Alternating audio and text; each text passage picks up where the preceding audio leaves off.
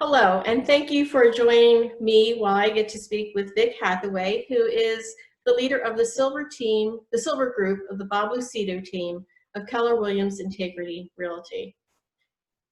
Welcome, Vic. Thank you for joining us on our new 2020 version of Virtual Fair. Would you please tell everyone about yourself? Yes, good morning, Debbie. Thank you so much for this opportunity, and thanks for everything that you're doing as Winter Grace in the community. It's greatly appreciated. Thank you. So I am Vic Hathaway. My role is to direct the Silver Group, and what that means is we are serving seniors who are selling homes, downsizing, oftentimes moving to senior living, sometimes moving in with family or into other real estate scenarios. The alphabet soup on my business card is all credentialing that has to do with this specific niche service to seniors. So certified senior advisor, certified senior housing professional, seniors real estate specialist, and I do have my real estate license in order to be able to serve in this capacity. But what's different about me in this role is that I'm not out there functioning as agent. People are being served by me in this role and also by the agents on our team.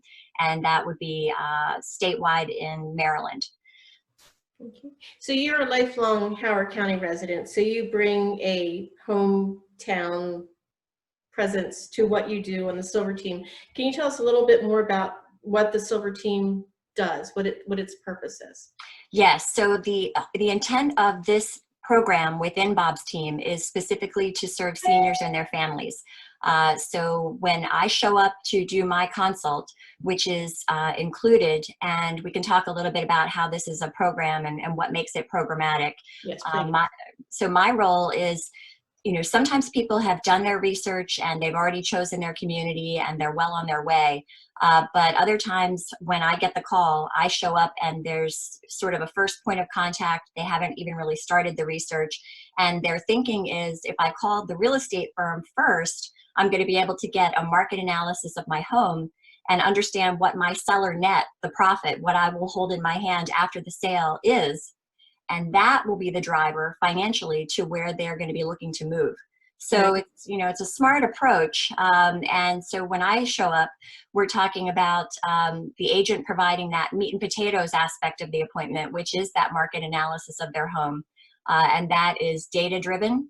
And it's not a smoke and mirrors experience. There are realtors who come in and take a spin around and tell you what what your home is going to sell for.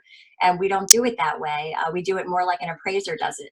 So that is a main focus. And then not just the selling price of the house, but what is the actual, again, that seller net.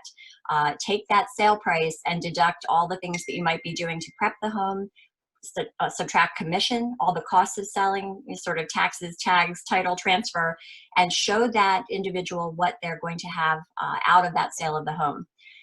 My role is not to get into the lane of the real estate agent. My role is to say, do you have questions about senior living? So that's a process of understanding that when people drive by all the bricks and mortar, it's normal to perceive that all of those campuses are the same. And to be able to sort of pull the threads out of, let's understand apple to orange, and then let's take the apples and set the apples next to each other and understand how even one category of senior living is the same or different to each other. So that can be a pretty robust conversation and a lot of education, a lot of advocacy on that category. Next, we usually talk about, I have a house full of things, and how am I going to get this house to empty? And so, having a conversation that is very detailed and, again, pulling the threads out of that experience, talking about free moving trucks versus a mover, and everybody knows what a mover does, and then talking about move management. And there's an education piece in there because people who haven't moved in many years, this industry of move management grew up after the fact. So helping them understand how they can get it done. For the do-it-yourselfers, they want to have a conversation about consignment versus estate sale versus eBay versus a yard sale versus having a picker come through. So that can be a whole nother thing that we talk about. The third part that we would be talking about would touch on finances.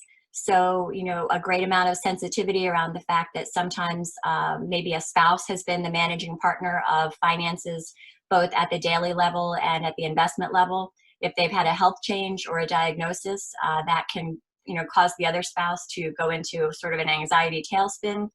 Sitting there and being able to have a conversation that's educational and, a step back, a back channel type of conversation about how wealth managers can jump in and help, how the knowledge can be feathered, that daily money management is an industry that is great to access. People don't know it exists.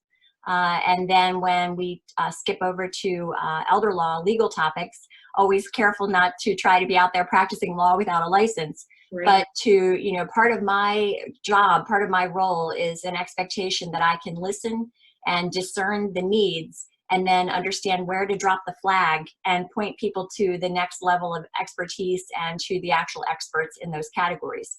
So I make sure to touch on veteran benefit that nobody seems to know about, that can help people bridge the gap financially if they're in need of assisted living. Share about Medicaid spend down just in a conceptual way so that people understand that if they're going to be selling a home, if they should need high care, what are best practices, and point them again to the experts.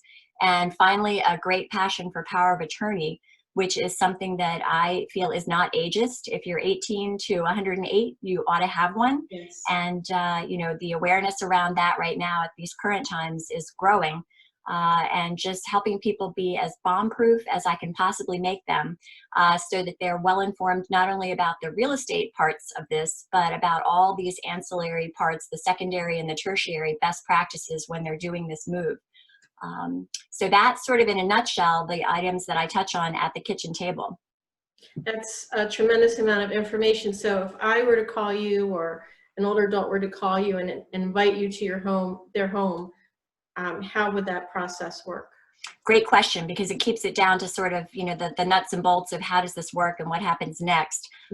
Normal is for there to be an appointment set. And of course, these days we're doing it virtually. We're doing it, by telephone, emails going back and forth, whatever serves the person best as they do their research.